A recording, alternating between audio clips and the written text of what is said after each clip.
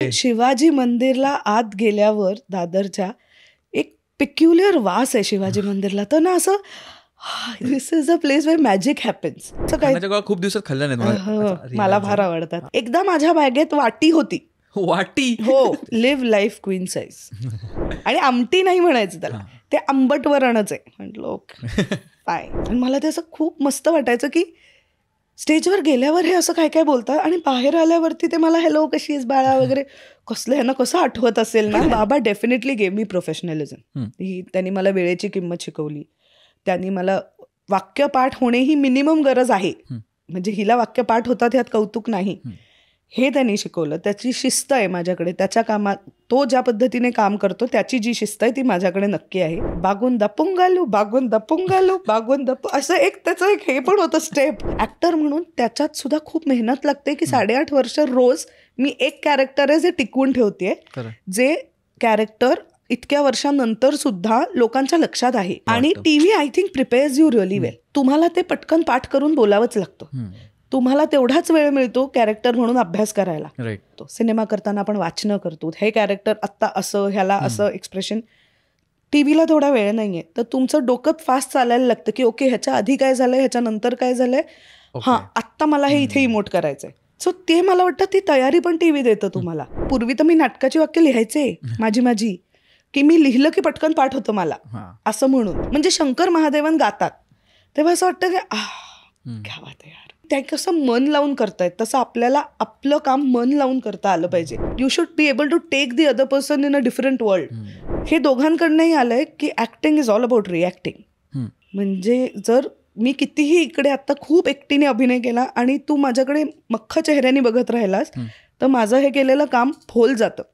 तर रिॲक्शनला ऍक्शन एवढीच म्हणजे ही एवढीच महत्वाची आहे. हे बाळकडू मला फार लहानपणी मिळालं. नमस्कार मंडळी, वायफळच्या नव्या कोऱ्या भागामध्ये मी सुयोग आणि प्राची तुमचं स्वागत करत आहोत. आजच्या भागात आपल्याबरोबर गप्पा मारायला वायफळ गप्पांच्या सेगमेंटमध्ये आलेल्या आहेत क्षितिजो. क्षितीबरोबर आपण परिपूर्ण अशा मस्तपैकी गप्पा मारलेल्या आहेत. लहानपण असू दे, लहानपणीची दुकानं असू देत, त्यावेळची गाणी असू देत, त्यावेळी फॅमिली फंक्शन्समध्ये केलेले डान्स असू देत, ते अगदी ॲक्टिंगने तिला आयुष्यात काय काय शिकवलं ह्याच्याबद्दल आपण गप्पा मारलेल्या आहेत. 2025ची सुरुवात झालेली आहे, त्यामुळे आम्ही सवयी कशा लावाव्यात आणि त्या कशा पडताळून बघाव्यात ह्याच्याबद्दलही आज गप्पा मारलेल्या आहेत. तर असा सुंदर भाग मी तुमच्यासमोर सादर करायला उत्सुक आहे. पण तो चालू करण्यापूर्वी वायफळला तुम्ही जर का सबस्क्राईब केलं नसेल तर लगेच सबस्क्राईब करून टाका. म्हणजे आम्ही जे काय बनवतो ते तुमच्यापर्यंत अबाधितरित्या पोहोचत राहील. आणि त्याच्यासाठीच बेल आयकन सुद्धा जरूर दाबा. गोष्ट नंबर 2 म्हणजे वायफळ पत्रव्यवहाराचा तुम्ही जर का भाग नसाल तर खालती डिस्क्रिप्शनमध्ये लिंक दिलेली आहे, त्याच्यावर जाऊन रुजू व्हा. म्हणजे आम्ही जी मराठीतून ईमेल स्वरूपातनं पत्र देतो ती तुमच्यापर्यंत येत राहतील. आणि तिसरी गोष्ट म्हणजे वायफळ स्पेशल सुतारफेणी नावाचा आपला कथाकथनाचा आगळा वेगळा संगीतमय कार्यक्रम विविध शहरात होऊ घातलेला आहे. जर का तो तुमच्या शहरात होत असेल तर तो पाहायला नक्की या. आम्ही हा कार्यक्रम तुम्हाला दाखवायला आणि तुम्हाला भेटायला खूप खूप उत्सुक आहोत. सुतारफेणीच्या होऊ घातलेल्या कार्यक्रमांची माहिती तुम्हाला खालच्या डिस्क्रिप्शन मधल्या लिंक मध्ये मिळेल. एवढं बोलून सुरुवात करूया आजच्या वायफळ गप्पांच्या भागाची with none other than Kshiti Jog. Let's go. Kshiti बोला. वायफळवर स्वागत आहे. थँक्यू. कसं वाटतंय? झकास, खरंच झकास. खूप मजा येते मला ऑलरेडी. म्हणजे मी आले, आपण टाइमपास केला ना भेटून, जरा असं एक हाय हॅलो ओळख जास्त व्हावी असं मला ऑलरेडी ॲट होम वगैरे वाटतंय. अरे वा, घरगुतीच आहे आपलं झोन. आजचा दिवस कसा होता तुझा चालू आत्तापर्यंतचा? खरं सांगू, खरं का असं बनवून सांगू एक काहीतरी? तुझ्या खरं सांगू खूप स्ट्रेसफुल होता. आणि कारण विचारशील तर इतकं स्टुपिड आहे. मला ना खूप पांढरे केस आहेत. ओके. आणि खूप प्रमोशन्स आहेत ना सध्या माझ्या फिल्मची. म्हटलं नाही आज आपण जाऊन जरा केस रंगवून येऊया. त्यांनी माझा एवढा वेळ घेतला, मी एवढी अशी स्ट्रेस झाली की काय आपल्याला पांढरे केस, काय चाललंय हे. त्याच्यावर चिडचिड करून आता काय 6 वगैरे वाजले असतील, दुपारी 4 वाजता अशी बकाबक जेवून अशी मी इथे आले. सो इथे आल्यावर जी कॉफी बिफी प्यायली ना आपण, त्यांनी मला असं आता जरा एक निवांत काहीतरी, हो ॲब्सोल्युटली असं वाटतंय आता मला. झकास. आता चांगलाच मुद्दा आपण इथे काढलेला आहे. किती टक्के वेळा आपण म्हणजे मोस्टली फिमेल सेंट्रिक क्वेश्चन आहे की सलोनला गेल्यावर किती % वेळा आपण खुश असतो त्या रिझल्टने त्यावेळी? असं तुझ्या बाबतीत काय? नाही, मी बऱ्याच वेळेला खुश असते. फक्त मला बोर कधी होतं माहिती, तिथली जी माणसं असतात ना, म्हणजे त्यांचं बरोबर आहे, ते बिचारे आपल्याला कम्फर्टेबल करायला खूप प्रश्न विचारतात. पण मला असं वाटतं ह्यात माझं असं होतं की मी बाकीच्यांनी प्रश्न विचारू नये म्हणून इथे आली आहे. शांती, कानात हेडफोन लावून गाणी ऐकणे, पुस्तक वाचणे किंवा किंडलवर काहीतरी वाचणे. त्याच्यात जेव्हा ते सांगतात ना, वो क्या आपका बाल बहुत ड्राय है मॅम, तो उसको ये, अरे मला माहिती आहे माझे केस ड्राय आहेत, मी आरशात बघते रोज. ते सगळं जरा मला इरिटेट होतं की आपका हात को और मॉइश्चराईज करना मागताय वगैरे. हो, कळलंय मला. पण अदर दॅन दॅट मी खुश असते. एक तर मी खूप कमी वेळेला जाते.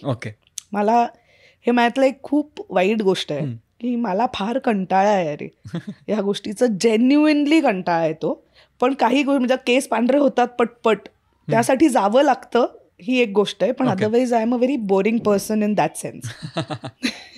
कारण मला हे बरेचदा तफावत होते. आणि फिमेल सेंट्रिक असं का म्हटलं मी, कारण की युजली तेच कॉन्व्हर्सेशन मी ऐकताना मला जाणवतात की आपण एक एक्सपेक्टेशन ठेवून सलूनमध्ये जातो, कलर असू दे किंवा हेअरकट असू दे, आणि मग त्याचा रिझल्ट आणि आपलं इमॅजिनेशन त्याच्यात फार मी फार इमॅजिनच करत नाही. खरं सांगते, me if I didn't have grey hair I don't think I would have ever entered a salon in my life. कारण नाही आवडत मला. म्हणजे लहानपणी सवय काय, पाय खराब झाले ते दगड मिळायचे. म्हणजे आमच्याकडे आजीच्या घरी मी राहायचे पुण्याला, तर बाथरूममध्ये असं एक मध्ये दगड होता, त्याच्यावर पाय घासायचे खेळून आल्यावर वगैरे. तर ते जर तुम्ही करत असाल तर पेडिक्युअरची गरज लागत नाही तुम्हाला, स्किन गेली तुमची. आता ते काही नाही. आणि असे गुळगुळीत मार्बलच्या वगैरे ज्या टाईल झाल्यात आता बाथरूममध्ये, त्यांनी पेडिक्युअर करायची गरज भासते. पण if my hair was not grey I wouldn't have entered. बाकी सगळं चालतंय. काय झोन पकडलं बाथरूम मला दगड. अरे मग ते खूप महत्वाचं आहे. खरंय. मग आणि हे ऑब्झर्वेशन मी नव्हतं केलं कधी की असं आहे. आणि नाव यू सेड की ऑफकोर्स सगळं गुळगुळीत आपण चालतोय ते. पण हे केसांचं मला आधी वाटायचं, मग माझे केस मोठे होते आणि मग मला कळलं, कारण की मोठे केस कापणं जरी ते प्रोफेशनल असले किंवा किती पारंगत असले तरी ते खूप ट्रिकी असतं. हो, आणि ते खूप वेळ घेतात असं एक. आणि एवढं करून साधारण सारखेच दिसतो आपण इव्हेंच्युअली. बिचारे ते मेहनत घेतात पण तरी. तर असा तुझा दिवस आत्तापर्यंत आज ऍब्सोल्युटली गेलेला आहे. सकाळी तुला लवकर उठायला आवडतं, उशीर उठायला आवडतं, की काय झोन आहे? पूर्वी मी I use to take a lot of pride in the fact की मी रात्री कितीही वाजेपर्यंत जागू शकते, सकाळी लवकर उठवू नका. ह्याच्यात मला फार असं आपण कोणीतरी भारी होत असं वाटायचं. आता नाही होत तसं. आता मी 42 वर्षाची आहे. आता मला असं होतं की नाही, रात्री संपवूया 10, 10:30, 11, सकाळी उठूया 7 वाजता वगैरे. So now I am turning into a morning person. Right. पण ह्या आधी असं नव्हतं. डेलिबरेटली. आणि झोप पूर्ण करणं, झोप पूर्ण करणं हे मी ज्याला मी फार टेकन फॉर ग्रांटेड केलंय. आणि त्याच्यात मी खूप मला भारी वाटायचं ज्या गोष्टीचं, ते आता मला असं होतं की नाही, हे सगळ्यात मोठी चूक ही आहे. वेळेत उठा, वेळेत झोपा. पण त्याचा पण प्रॅक्टिस करायला पाहिजे, जी मी करते आता हळूहळू. मग तुझं मॉर्निंग रुटीन जनरली काय असतं? माझ्याकडे एक डॉग आहे, शिट्झू, व्यंकू नावाचा. तर तो एक तर सकाळी उठवतो लवकर. उठल्या उठल्या त्याचं जेवणाचं बघा. I try and get up before Hemant.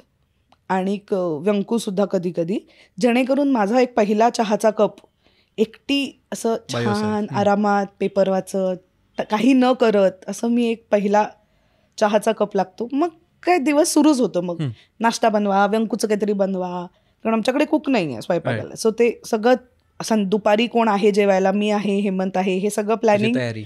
एक सकाळचं एक जनरल जे सगळ्या बायकांचं असतं तसंच आहे माझं ही रुटीन.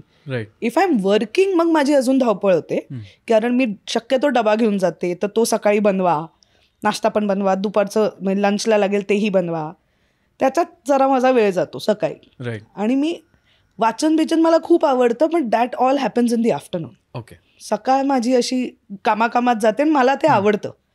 एकदा घरातले सगळे उठले की, सकाळ कामात गेले की मला असं वाटतं हां परफेक्ट चाललंय सगळं, करेक्ट, डन झालाय डे. आणि मग दुपार म्हणालीस तू, तुला पुस्तकं वाचायला वगैरे दुपारी आवडतं? जेवणानंतर ओके. म्हणजे आयदर मी पुस्तक वाचते किंवा मी काहीतरी शो बघते टीव्हीवर किंवा झोपते. ओके. Why not? हो, ऑफकोर्स. वामा कुक्षी इज द बेस्ट. हो, आणि रिसर्चनी पण सांगितलं की दुपारी झोपण्याने प्रोडक्टिव्हिटी खरंच इन्क्रीज होते. हे मला आधी माहीत असतं तर मी आईला सांगितलं असतं माझ्या हे. पण नाही, पण मला दुपारची वेळ काय होतं तसं सगळं शांत असतं निदान माझ्या आजूबाजूला तरी.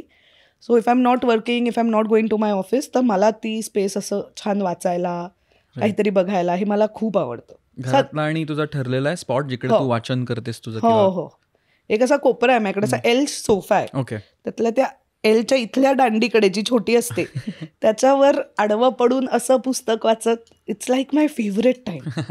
ऍब्सोल्युटली. आत्ता काय वाचतेस? प्राची आम्हाला सांगते की त्या एलच्याच त्या पुढच्या भागावर आत्ता आम्ही बसलोय. घ्या बघा, फक्त असं एवढं राहिलंय, बाकी ते सेम. तो झोन अजून आणला नाहीये चॅनलवर. बघा तेवढं राहिलंय.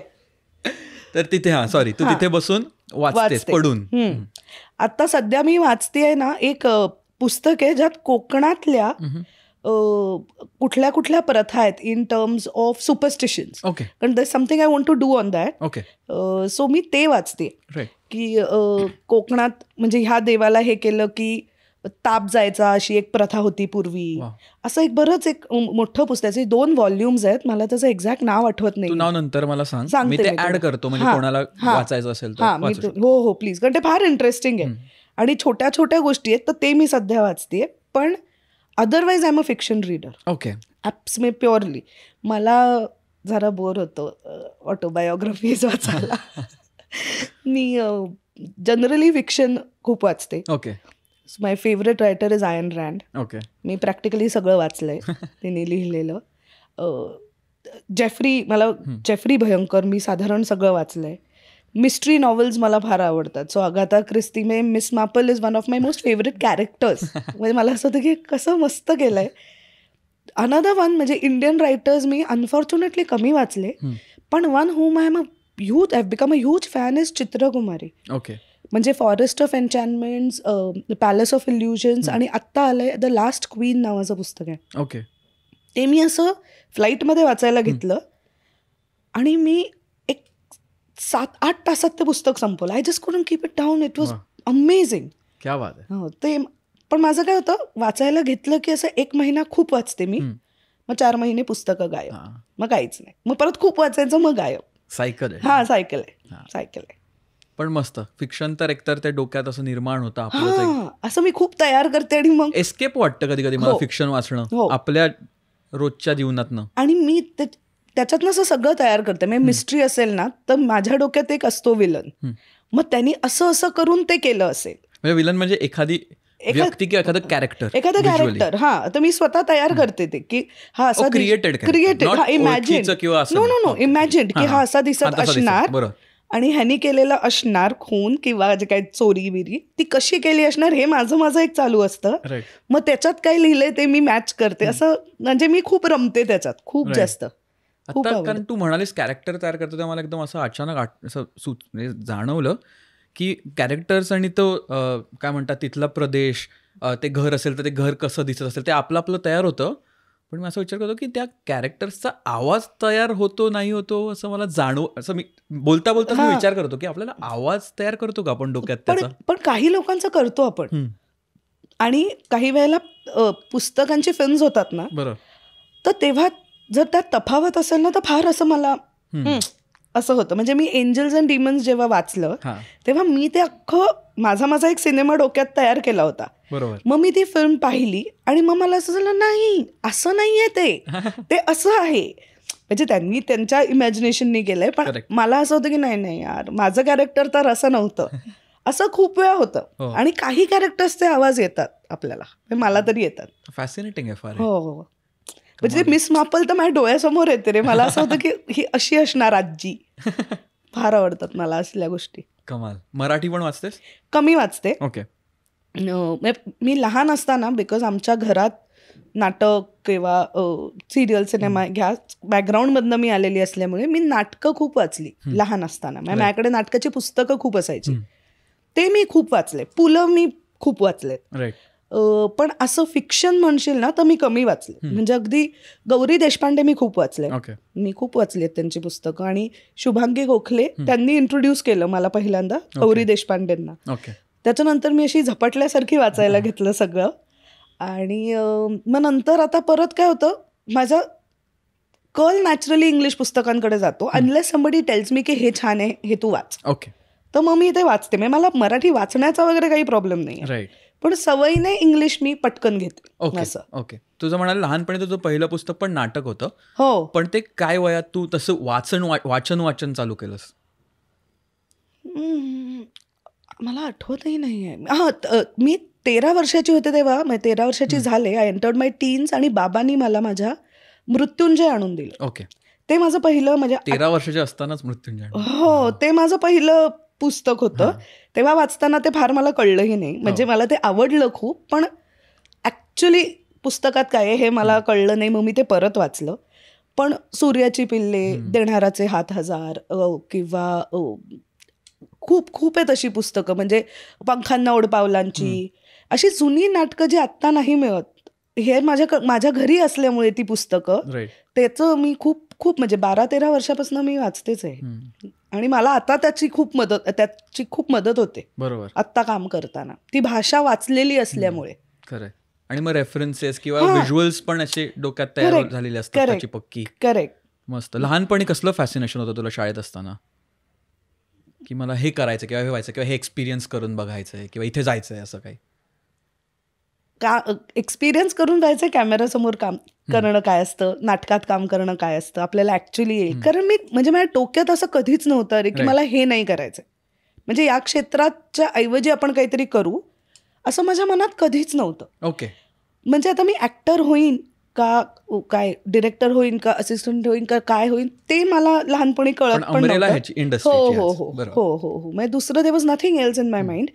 फक्त माझ्या वडिलांचं म्हणणं होतं की तुला अभिनय येतोय का नाही हे पहिले कळायला पाहिजे. म्हणजे बाकीच्या गोष्टी ज्या टेक्निकल आहेत त्या शिकून तरी येतात, मग त्याच्यातही क्रिएटिव्हिटी लागतेच, पण त्या बेसिक तरी शिकून येतात. हां, पण हे तुला मुळात यावं लागतं आणि मग ते पॉलिश करायला लोक ते शिकायला जातात. सो ते तुला मुळात येतंय का नाही ते बघू. तर ते मला येतंय हे प्रूव्ह करायला, म्हणजे त्याला किंवा स्वतःला मी खूप तेव्हा असं मोठ्याने वाचायचे वगैरे. नाटकात पुस्तक आल्यावर ह्याचं कॅरेक्टर, मग त्याचं कॅरेक्टर, सगळ्यांची वेगळी वेगळी characters. So I always wanted to do that. Always. तर तेच तुझं फॅसिनेशन लहानपणीपासून? ऑलवेज. फक्त मला कधी नेलं नाही आईबाबांनी सेटवर. म्हणजे बाबा तेव्हा सिरियल जास्त करायचा. आईबरोबर नाटकाच्या प्रयोगांना मी खूप गेले आणि मला ते असं खूप मस्त वाटायचं की स्टेजवर गेल्यावर हे असं काय काय बोलतात आणि बाहेर आल्यावरती ते मला हॅलो कशी आहेस बाळा वगैरे, कसलं ह्यांना कसं आठवत असेल ना, ह्यांना कसं करता येत असेल.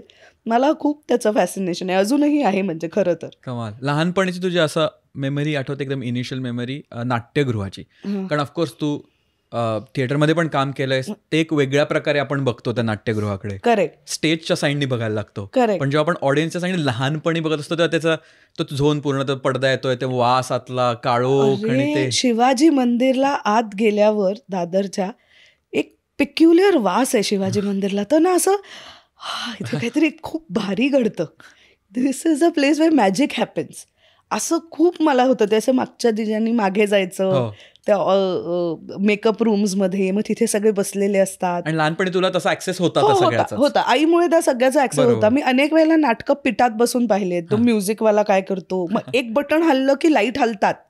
आधी एक तर मी लहान असताना वाटायचं ते, मग त्या लाईट्सना कळतं बहुतेक, म्हणजे ते असं सिंक केलेले असतात की ह्या वाक्याला ते बदलणार. मग मला कळलं इव्हेंच्युअली नाही, एक माणूस बसलाय तो ते करतो की एक वेगळा लाईट आणतो तो. तर त्या सगळ्याची मला फार मजा यायची लहान असताना. आणि मी पिठातनं नाटक खूप वेळा बघितलंय. म्हणजे शांतेचं कार्ट चालू आहे हे नाटक मी साधारण पिठातनंच पाहिलंय बहुतेक, खूप वेळा पाहिलंय. आणि एकदम अपक्लोज. हो. त्याच्याहून जवळ. आता काहीच स्टेजवरच बसावं लागेल, पण त्यात मला खूप आवडतं नाटकं बघायला अजूनही. नाईस. कारण तो झोनच कमाल आहे, सोहळा आहे तो अख्खा. आता काय आलं माहिती, आता कामानी टायमिंग्समुळे मला तेवढी नाटकं बघता येत नाहीत, पण ह्याचं मला जेन्युइनली वाईट वाटतं. नाटकांचं मला आवडतं काय, आपण आत्ता ज्या कपड्यात आहोत त्याला सिनेमा बघायला जातो, काहीतरी माझ्यात ते सायकोलॉजिकल आहे की आपण नाटक बघायला जातोय तर मी तयार होऊन जाते. मी अशीच उठून जात नाही. मला असं होतं की नाही छान काहीतरी घालूया, जरा लिपस्टिक लावूया, जरा छान केस करूया, असं एक छान तयार होऊन जाण्याची गोष्ट इज नाटक. फिरता फिरता अचानक असं जाऊन पाहिलं तर म्हणजे ते काही एक्सपिरियन्सच नाही वाटत मला तो. अरे किती कामाला, कारण आमच्या दापोलीत मोजकीच नाटकं आहे आणि अजूनही मोजकीत येतात, एक 3 महिन्यात एखादं वगैरे येतं.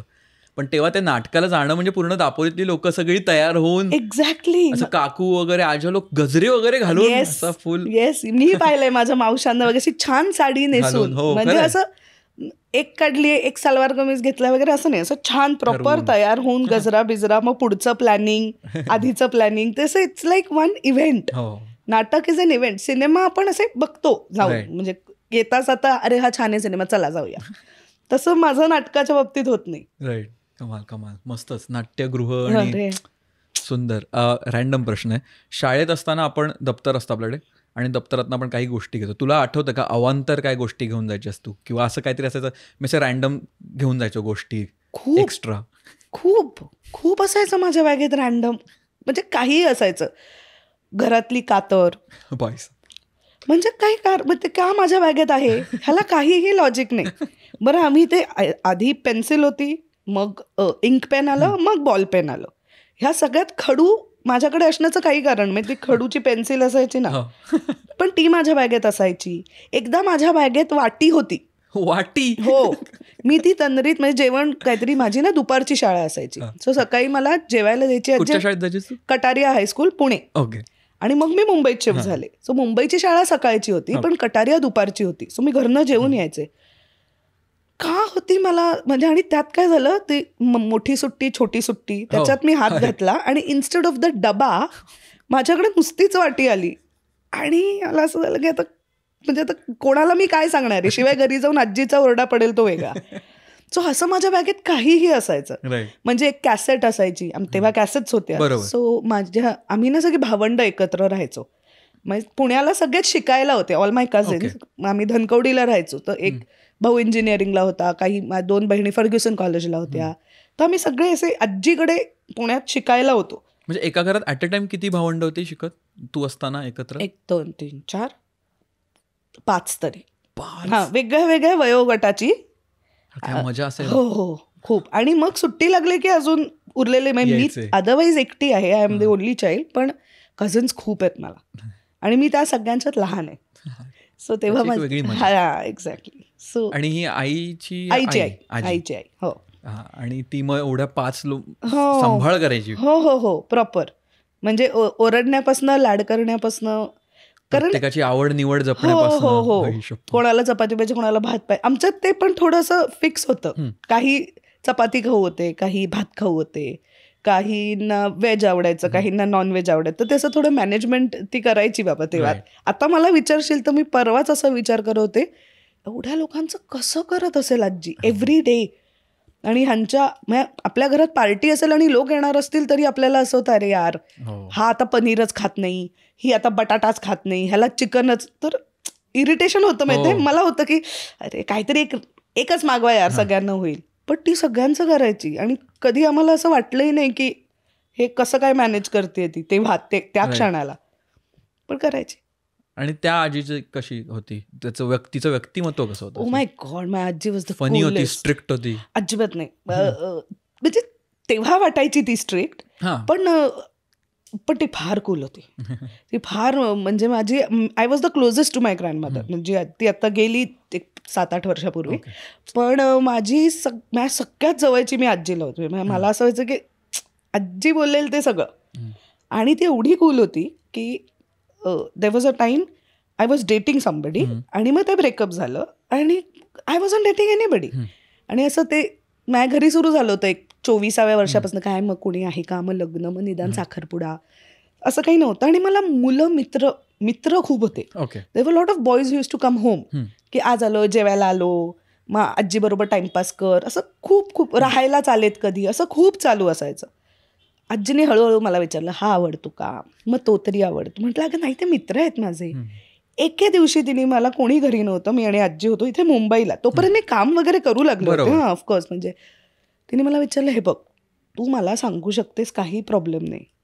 तर आहे, मला असं आता कुठे चाललंय हे सगळं, बिंदास सांग, मी काही कोणाला सांगणार नाही. म्हटलं ओके, काय तुला मुली आवडतात का?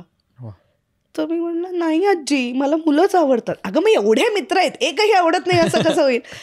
तर मी म्हटलं नाही, आता नाही आवडत आहे ह्यातला कोणी मला, पण मला मुली नाही, मुलंच आवडतात. सो मला असं वाटलं की दिस इज वॉट इन 2007-6-7 वगैरे असेल. शी वॉज अवेअर की हे असं काहीतरी चालू आहे या जगात. So maybe my granddaughter likes women. तर she didn't hesitate in that sense की मी आता कसं विचारू. तिचं असं होतं मी सपोर्ट करते तुला, तू सांग फक्त मला. शी वॉज व्हेरी व्हेरी कूल. अगदीच. इंदुमती वैद्य. इंदू आजी म्हणायची. इंदू आजी सगळ्यांचीच. हातचं काय तुला आवडायचं? आंबट वरण. आंबट वरण. हा. सो माझी आजी म्हणजे आई माहेरची CKP आहे, तर त्यांच्यात आंबट वरण is like main thing. So आजीसारखं आंबट वरण कुणालाच येत नाही बनवता. कुठल्याच मावशीला येत नाही, माझ्या आईला येत नाही. आजीच्या हातचं आंबट वरण कोणाकडेच आलं नाही. तीच करायची सगळ्यात छान आंबट वरण. आंबट वरण. हो, आंबट वरण. आणि आमटी नाही म्हणायचं त्याला, ते आंबट वरणच आहे. म्हटलं ओके फाईन. नाईस. माझं एक काय म्हणता येईल ऑब्झर्वेशन असं आहे की आपण जेव्हा एकटे असतो ना, म्हणजे ओनली चाइल्ड, तेव्हा शेअरिंगचा खूप प्रॉब्लेम होतो. जे माझ्या आणि प्राचीच्या एकदम सुरुवातीला खूप लक्षात आलं की आपल्याला शेअर तसं करायची सवय नाही आहे, गोष्टी शेअर करण्याची. किंवा कुठे डिस्कशनमध्ये घरात usually you are the one, तुझ्यानंतर बोलणारं कोणी नसतं तसं, त्यामुळे चॅलेंज होत नाही. पण आय थिंक तुझ्या बाबतीत कारण तू अशी भावंडांबरोबर राहिलेस त्यामुळे तुला तिथे तो प्लस पॉईंट मिळाला असं मला वाटतं. हो, sharing has never been my problem. Okay. म्हणजे ते काही मला लास्ट वर्ड थोडा प्रॉब्लेम आहे, पण तो माझ्या पर्सनॅलिटीतला प्रॉब्लेम आहे. म्हणजे it's got nothing to do with anything otherwise. पण शेअरिंगचा नाही. म्हणजे घरी खूप लोक आलेत, आपल्या खूप लोकांचा स्वयंपाक करायचा आहे. म्हणजे छोट्या छोट्या गोष्टी असतात ना, की गाद्या घालायच्या आहेत, कोणाला तरी हे पांघरून लागतं, कोणाला तरी थंडी वाजते, किंवा रेच्या एकच चपाती अर्धी अर्धी खाऊ. किंवा म्हणजे मी लहान असताना माझ्या बहिणींचे फ्रॉक घातले. ओके. ऑलवेज. कारण मी सगळ्यात लहान होते. सो सगळ्यात मोठ्या बहिणीपासून जे सुरू व्हायचं फ्रॉक पास ओव्हर होत मी शेवटची. माझ्या नंतर कुठे जायचा नाही तो, कारण की कोणी नव्हतं, मध्ये खूप गॅप होती. सो ह्या गोष्टीची मला लहानपणापासून सवय आहे आणि मला ते कधी बॉदरही होत नाही. पण नंतर काय झालं, in my teens and all that, and I came to Bombay. मुंबईत आल्यावर मी एकटेच होते ना घरी, आई बाबा आणि मी. आणि मग मी राहायला आल्यानंतर एक 5-6 वर्षात वगैरे आईबाबांचा डिवोर्स झाला. ओके. मग इधर मी आणि बाबा किंवा मी आणि आई. मग त्याच्यानंतर असं थोडं झालं की हे माझं आहे, हे मला हे करायचं आहे, ह्या कपाटातली ही जागा मला पाहिजे, ते थोडं झालं. पण बेसिक आजीनी छान शिकवून पाठवलेलं मला. त्यामुळे खूप प्रॉब्लेम आला नाही. आणि मला असं मोठ्या भावांचा बहिणींचा ओरडा खाणं वगैरे हे मी खूप केलेलं आहे लहान. हो, अगदीच. सो त्याची मला कधी हे नाही झाली. म्हणजे दॅट वॉज नेव्हर वन की बापरे आता कोणीतरी आपल्याला बोलतंय किंवा ते नाही. माझे लाडही खूप झालेत, मी अगदीच हे सांगते, स्पेशली फ्रॉम माय कझन्स. पण त्यामुळे तसा खूप प्रॉब्लेम त्याच्यामुळे आला नाही. जेव्हा तू मुंबईत आलीस नंतर आणि 2 घरं वगैरे होती, मला फक्त एक क्युरिओसिटी म्हणून क्वेश्चन विचारायचं, तेव्हा तुझ्यासाठी घर की एक आपण म्हणतो ना नाव आय फील होम, तर मग तसं कुठे व्हायचं तुला?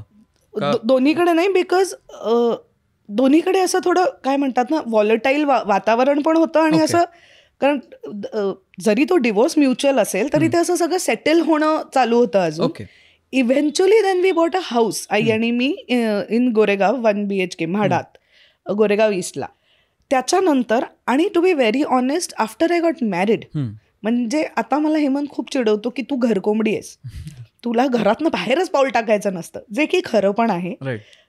पण आता मला जास्त असं होतं की आता मी घरी आहे, मला काही सांगू नका, किंवा मला हवं ते मी करू शकते, इट्स माय स्पेस, असं मला आता जास्त होतं पोस्ट मॅरेज. ते फिलिंग डेफिनेटली अँकर लागतो आपल्याला, म्हणून मला विचारायचं. That was I think after marriage it is really happen. Okay. आणि जनरली जेव्हा तू चालू केलंस तुझं इकडे मुंबईत काम वगैरे जे काय होतं, तेव्हा मित्रपरिवार पण सपोर्ट खूप जास्त. म्हणजे मला मी कॉलेजला रामनारायण रुईया कॉलेजला होते, दादर माटुंगा. मला कॉलेजचे इतके मित्र आहेत जे अजूनही माझ्या टचमध्ये आहेत, आणि तेव्हा त्यांचा खूप सपोर्ट होता. See I started working in the year 2000 May. मी 18 वर्षाची होते. सो मी 12वीची परीक्षा दिली होती आणि त्या सुट्टीत मला काम येत गेलं पहिलं दामिनी, तर ते सुरूच झालं. मग नंतर ही सिरियल ती सिरियल ह्या त्या. पण ह्या सगळ्यात मित्र परिवार जो होता ना, हु ऑल्सो, एक तर तेव्हा सोशल मीडिया वगैरे असं काही नव्हतंच. बरोबर. That friend circle kept me grounded, that friend circle pampered me, that friend circle scolded me. ते सगळं करायला मित्र परिवार माझा खूपच दांडगा होता. तेव्हाही होता, आजही आहे. काही मित्र तुमचे सुटत जातात, तुमचं तुमची कामं वेगळी झाली, तुम्ही डिफरंट स्पेसेसमध्ये गेलात, आपण बदलतो पण माणूस म्हणून ॲज यू ग्रो, तशामुळे. पण तरीसुद्धा I still like rely on my friends quiet a bit. Definitely त्यांचं एक स्थान हो हो महत्त्वाचं हो होतं. हो हो. म्हणजे माझ्या 2 जवळच्या मैत्रिणी आहेत, मुग्धा कर्णिक, ती आता काम पण करते, विशाखा गोखले. त्या विशाखा ही माझी कॉलेजमधली पहिली मैत्रीण. अचानक आम्ही एका बेंचवर बसलो आणि ते अजूनही आम्ही मैत्रिणी आहोत. म्हणजे आणि तिचं opinion about my work means quite a lot to me. म्हणजे whether she likes it or no. म्हणजे I kind of want to impress her की ओके हे हिला अच्छा हे नाहीच आवडलंय, मग आता मी काय करू म्हणजे हिला हे आवडेल इन माय नेक्स्ट वर्क. असं जरा माझं खूप आहे विशाखाच्या बाबतीत स्पेशली.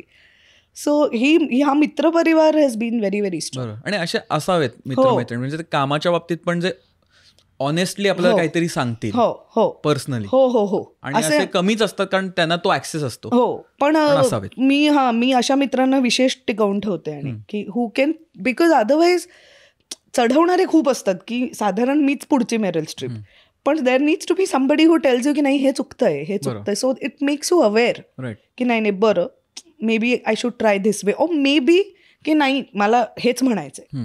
असं कोणाबरोबर तरी बोलता तर आलं पाहिजे. सो इन दॅट सेन्स या my friends have been very very important. Right.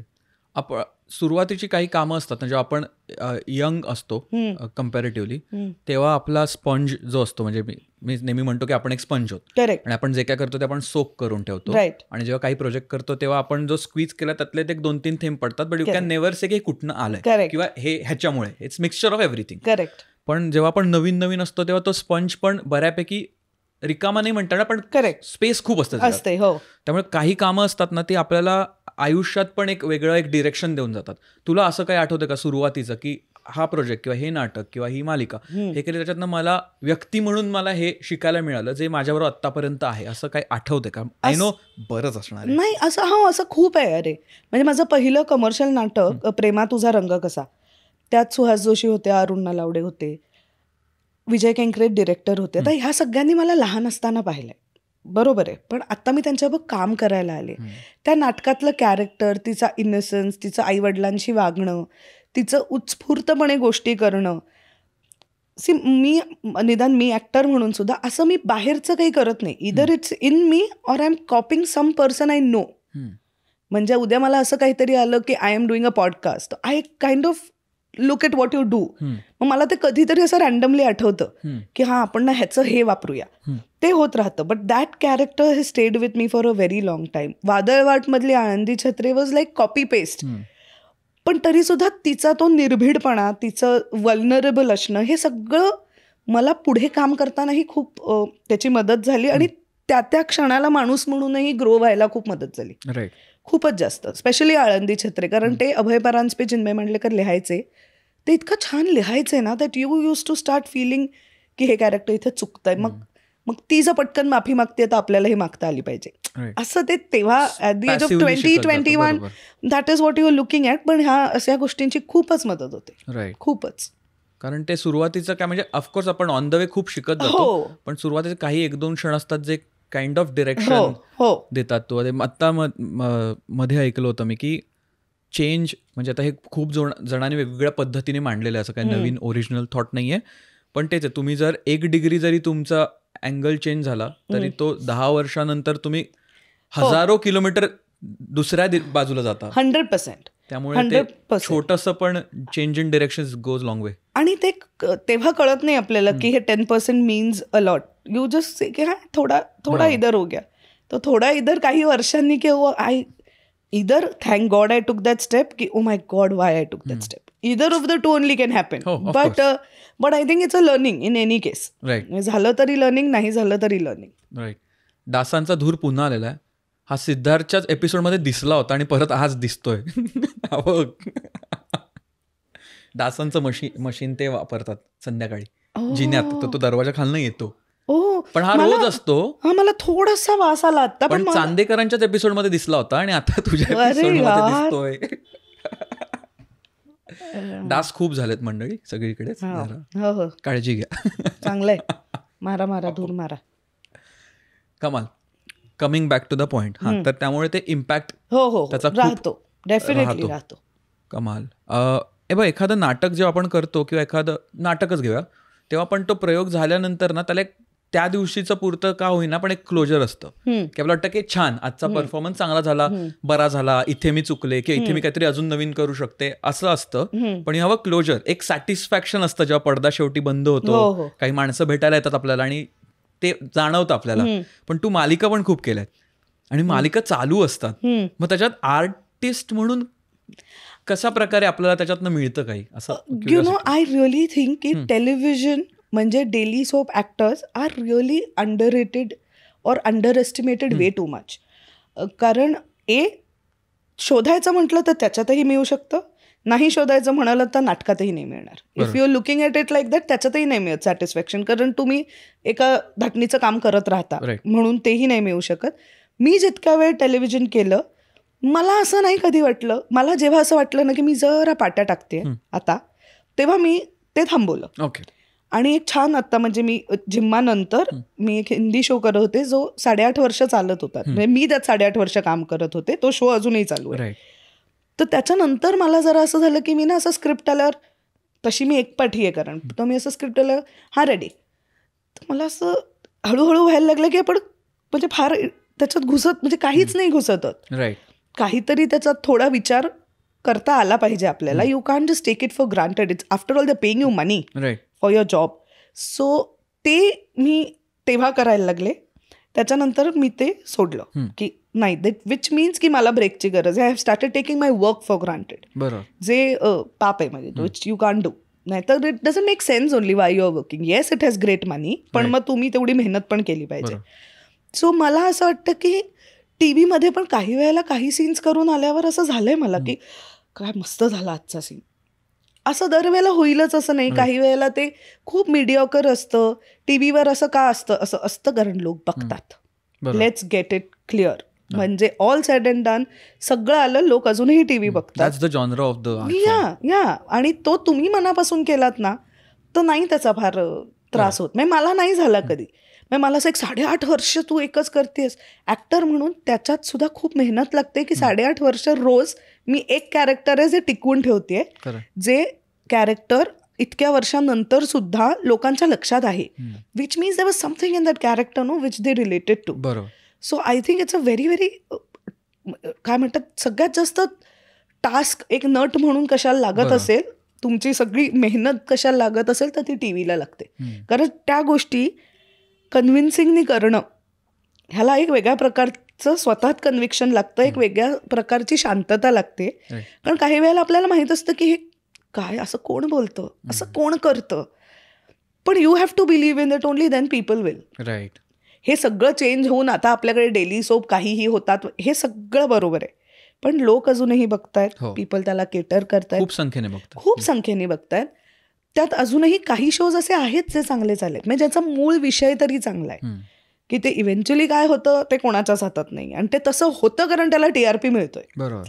So let's get that clear. So त्याला सगळ्यात जास्त मेहनत लागते असं मला तरी 100% वाटतं. राईट. मग त्याच्यात जो दैनंदिन तुमचं जे स्केड असतं त्याच्यात तुमच्या कामातनं मिळतो आणि तोच closure satisfaction day by day. It's an every day process. की कधी कधी असं होतं की बोर होता दिवस, की काहीच म्हणजे असं नुसतंच होतं. काही वेळेला असं होतं मस्त सीन होता, मग भले तो दुसऱ्याचा असेल, तुमचा नसेल, you are just watching it, but sometimes one actor does magic in front of you, you like किती छान केलं यार ह्यांनी काम आज.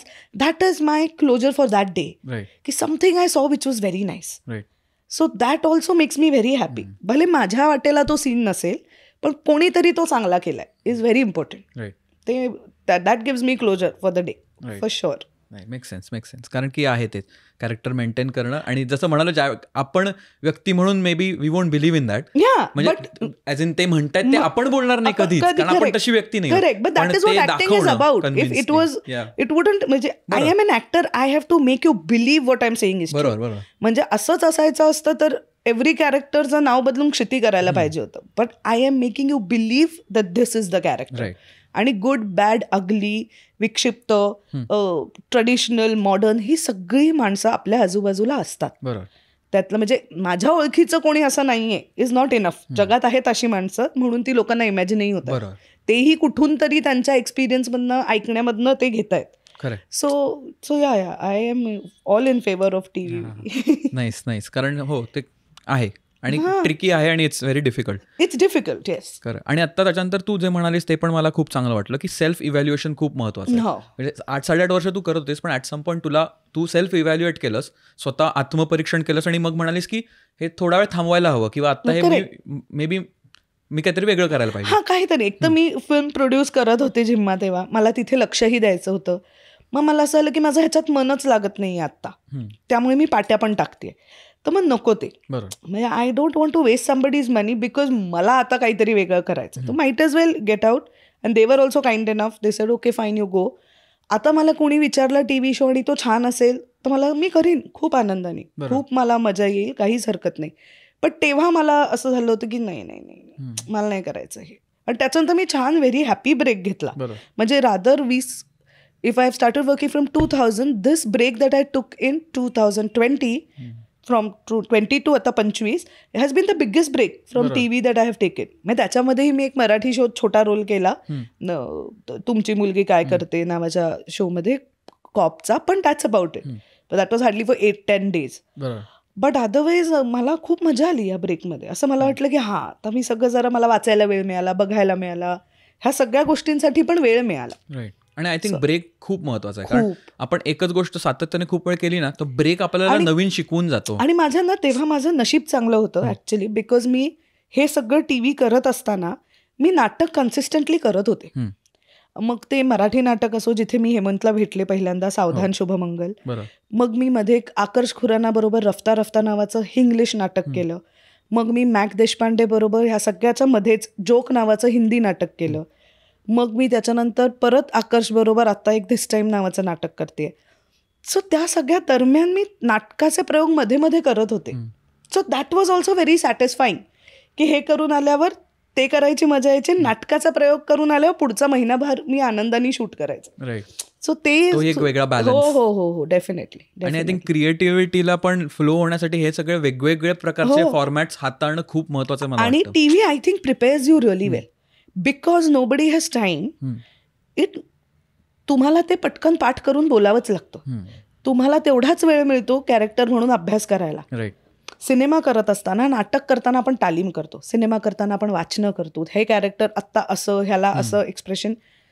टीव्हीला थोडा वेळ नाहीये तर तुमचं डोकं फास्ट चालायला लागतं की ओके ह्याच्या आधी काय झालंय, ह्याच्या नंतर काय झालंय, आत्ता मला हे इथे इमोट करायचंय. सो ते मला वाटतं ती तयारी पण टीव्ही देतं तुम्हाला. किंवा म्हणजे अनेक वेळेला फक्त सिनेमात काम करणाऱ्या लोकांना थोडा डिस्टर्बन्स झाला तुमच्या आयलाईनमध्ये की त्रास होतो. टीव्हीला हा चॉईसच नाहीये. सो म्हणजे ह्या गोष्टींसाठी टीव्ही तुम्हाला प्रिपेअर करतं. मला असं वाटतं की it really prepares you for this. So which is त्यामुळे टीव्ही तसं बघितलं ना तुम्ही तर इट वर्क्स. म्हणजे नुसतंच तुम्हीच त्याच्याकडे असं बघितलं की चालतंय तर सगळंच चालतंय आणि मग आउटपुट पण चालतंय. एक्झॅक्टली. आता वेगवेगळे तुझे पॅरलली बऱ्याच गोष्टी चालू असतात, चालू होत्या आणि नवीन नवीन प्रोजेक्ट पण चालू असतात. मग त्याच्यात तो कसं तुझा वेळ कसा दिसतो किंवा म्हणजे आता तू मूवी पण प्रोड्यूस केलीस तेव्हा ओके आणि आताही करतच आहेस, तर हे सगळं करताना त्याच्या टाइमलाईन्स कशा चालू होतात की म्हणजे कारण नवीन गोष्ट चालू करायला पण त्याला एक वेळ द्यावा लागतो, करेक्ट, एक स्पेस द्यावी लागते, करेक्ट, आणि तेव्हा ते इनिशिएट होतात. करेक्ट. सो आता हीच फिल्म फर्स्ट क्लास दाभाडे हे करत असताना मला काही टीव्ही शोज आले. आता फर्स्ट क्लास दाभाडेमध्ये मी काम पण केलंय, मी प्रोड्यूस पण केली आहे. बरं. सो त्याचं एक प्रेशर वेगळं आहे ह्या सगळ्याचंच. सो तेव्हा असं होतं की मग मी नाही घेत टीव्ही शो किंवा नवीन नाटक. जुन्या नाटकाचे प्रयोग मी करते कारण मला वेळ नाही आहे असं नाही. म्हणजे देर आर टाइम्स की मी घरी बसली आहे, काही नाही करत आहे, पण माझ्या डोक्यात ते चालू आहे. सो आता मी नवीन आलेल्या नाटकाला जस्टिस नाही देऊ शकणार. आता माझा सिनेमा रिलीज होईल 24 तारखेला. मला जे फोन येतात मी सगळ्यांना सांगते फेब्रुवारी से बोलो, त्याच्या पुढे सांगा तुम्ही मला काय करायचंय ते. आत्ता मी ते नाही करू शकणार. पण मी मगाशी जे म्हणाले तुला, मी ते पुस्तक वाचते का आता मला कोकणावर काहीतरी करायचंय, असं काय म्हणतात त्याला, स्लो काम माझ्या डोक्यात चालू असतं की मला ना ह्या विषयावर काहीतरी करायचंय. तर आता त्याचा विचार करण्यापेक्षा मी त्याच्या मागचा अभ्यास सुरू करते. कारण मग ते मला असं होतं ते नंतर करू, अभ्यास आत्ता करता येईल ते डोकं आहे माझ्याकडे आत्ता, की हे असं करू, मग ह्याच्यात असं असेल का, हे बेसिक मागचं काम माझं चालू असतं. ते मी खूप वेळा करते. तर माझ्या नाटकाचा प्रयोग आहे ह्या रिलीजच्या मध्ये, पण ते नाटकाची तालमी मी केल्यात, त्याचे 20 प्रयोग मी ऑलरेडी केले झालेले आहेत. बरोबर. तर ते थोडंसं माझ्या डोक्यात फिक्स आहे की ते कसं असणार आहे. पण मी असं खूप गोष्टी एका वेळेला माझी गडबड होते. मला असं होतं की मी एकाला कॉन्सन्ट्रेट नाही करत आहे नीट, किंवा मी तेवढं जस्टिस नाही देते असं वाटतं मला. म्हणजे प्रायोरिटी मॅनेजमेंट तू करतेस अकॉर्डिंगली. हो हो हो हो हो डेफिनेटली. पण नवीनची सुरुवातचे पण ट्रिगर्स असतात. जसं तू म्हणालीस पुस्तक चालू झालंच, म्हणजे असं होतं ना, एक्साइटमेंट असते का, म्हणजे आता 24 तारीख आली, फर्स्ट क्लास दाभाडे रिलीज झाला की ना मी 4 दिवसात ना इथे जाऊन आपण एक कोकणात ट्रिप करून येऊया, कारण आपल्याला त्याच्यावर काहीतरी करायचंय. हे सगळं सुरू असतं माझ्या डोक्यात 100%. राईट. 100% त्याचीच एक्साइटमेंट कीप्स यू गोइंग. या त्याची एक्साइटमेंट तर सगळ्यात जास्त असते. मी रॅन्डम कशातही ते आठवतं, हे बघ हा रेफरन्स मी तेव्हा म्हणत होते, ह्याच्यात आपण टाकू शकतो तो, हे खूप चालू असतं. कारण शेवटी नाव लाईक आय सेड की जरी माझं डोकं तिथे असेल, फर्स्ट क्लास दाभाडे बनून रेडी आहे, तो आता 24ला जाणार आहे. All I have to worry about the promotion. ह्याच्यात आता मला असं क्रिएटिव्ह माइंड नाही टाकायचं, त्याला मेहनत आहे, हार्डवर्क आहे डेफिनेटली, पण एक क्रिएटिव्ह किडा तो इथे असा कुठे कुठे चालू असतो पुस्तक वाचताना. सो ते चालू असतं. आणि तुझं major main medium of documentation, तू लिहितेस नोट्स मोबाईलवर लिहून ठेवतेस, जे रेफरन्सेस असतात किंवा काय तुला एकत्र की डोक्यात लिहितेस हाताने ते मोबाईलवर लिहून जातं. हा, ते मला असं काही प्रेफर्ड मीडियम नाही, अजिबातच नाही. माझं खूप डायऱ्या आहेत माझ्याकडे, कशाच्याही नोट्स काढलेल्या, म्हणजे प्रत्येकाची एक फिल्म पासून की मला फिल्म स्क्रिप्ट वाचताना असं वाटलं होतं, हे असं वाटलं होतं पासून ते मला ह्याच्यात हे करायचंय, नवीन प्रोजेक्टमध्ये हे करायला पाहिजे, हे असं सगळं लिहिलेलं असतं मला. नाहीतर नाही मला समजत. मी थोडी टेक्नो हे आहे, स्लो. मला ते टाईप केल्यावर मला तो फीलच येत नाही, असं आपण स्वतःच्या हँडरायटिंगमध्ये लिहिलं नाहीये तो. राईट. कारण की आय थिंक आपलं प्रिडॉमिनेंटली आपण लहान होतो तेव्हा आपण हाताने लिहिलंय. करेक्ट. मला असं वाटतं आता पुढची जनरेशन आहे ना, त्यांच्यासाठी may be go to typing असणार आहे, कारण त्यांनी ते लहानपणी केलं. करेक्ट. ऍब्सोल्युटली. त्यामुळे मला असं ते वाटतंय, पण आपल्याला हाताने लिहायला आवडतं कारण ते आपलं प्रायमल मीडियम आहे. आणि काय होतं, म्हणजे सवय ही आहे की आपण वाचलेलं आपल्याला आठवतं, आपण लिहिल्यावर ते डोक्यात फिक्स होतं. बरोबर. म्हणजे लिहिलं की पटकन लक्षात राहतं. म्हणजे माझ्या तरी आता मी शिकले, पूर्वी तर मी नाटकाची वाक्य लिहायचे माझी की मी लिहिलं की पटकन पाठ होतं मला असं म्हणून. सो आता मी हुशार झाले, आता मी माझं वाचून पण होतो अभ्यास. राईट. आता ही तुझी एक मेथड झाली लिहायची, म्हणजे तू करायचीस आधी. तसं मला तुझ्या आईकडनं तू घेतलेली एखादी शिकवण तुझ्या कामातली आणि एक बाबांकडनं घेतलेली, असं जर तुला आता विचार करायचा झाला तर काय असतील ते? बाबाकडनं म्हणजे बरेच लोक असं म्हणतात, खरंही आहे की माझा चेहरा खूप बाबासारखा आहे माझ्या, किंवा स्पेशली चिडल्यावर आम्ही खूप सारखे दिसतो मी आणि बाबा, असं लोक अनेक वेळेला म्हणतात. पण बाबा डेफिनेटली गेव मी प्रोफेशनलिझम. त्यांनी मला वेळेची किंमत शिकवली, त्यांनी मला वाक्यपाठ होणे ही मिनिमम गरज आहे, म्हणजे हिला वाक्यपाठ होतात ह्यात कौतुक नाही, हे त्यांनी शिकवलं. त्याची शिस्त आहे माझ्याकडे, त्याच्या कामात तो ज्या पद्धतीने काम करतो त्याची जी शिस्त आहे ती माझ्याकडे नक्की आहे.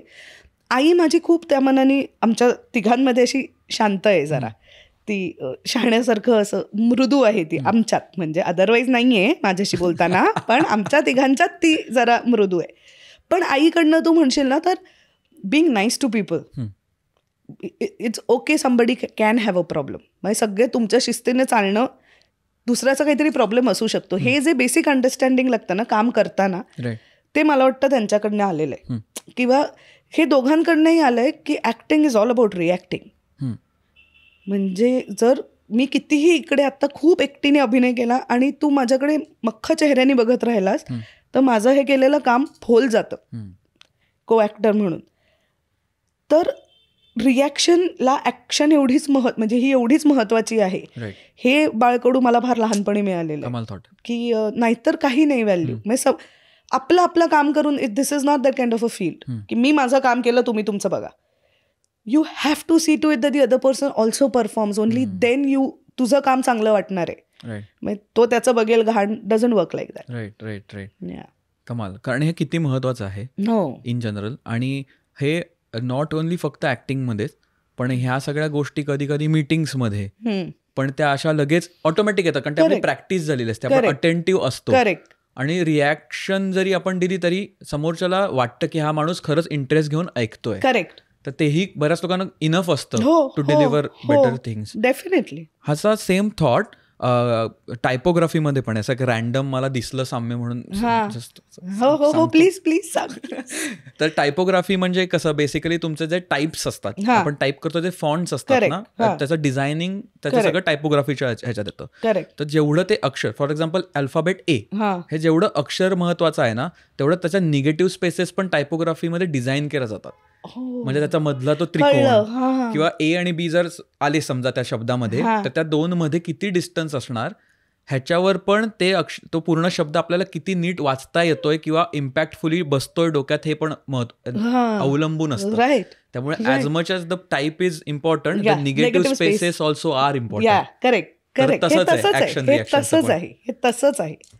कमाल. ऍब्सोल्युटली. काय एकदम ज्ञान म्हणजे आज म्हणजे काय विचारूच नकोस तू. थ्रोबॅक. हम्म.